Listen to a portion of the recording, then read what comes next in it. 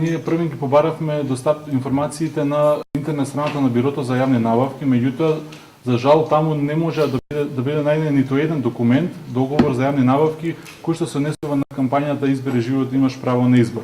Иако за другите кампањи податоци се наоѓаат. Меѓутоа ние се осврнавме на податоците кои што Сдружение ЕСЕ уште во 2009 година кога почна оваа кампања ги доби преку истата интернет страна на Бирото за јавни набавки.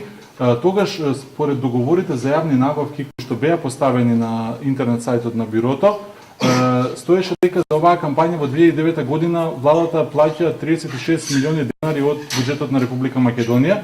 Меѓутоа, овие документи набрзо потоа беа тргнати од таа интернет страна за до денеска да не бидат воопшто вратени назад.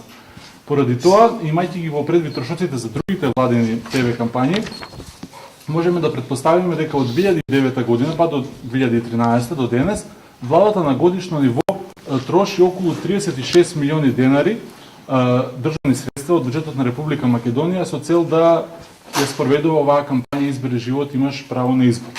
Со цел да се види што значат овие средства и како можат да бидат поцелисходно искористени за унапредување на здравјето на жените, направивме споредба во однос на буџетите за превентивна здравствена заштита кои што ги одделува владата на Република Македонија и буџетите конкретно наменети за програмите за унапредување на женското здравје.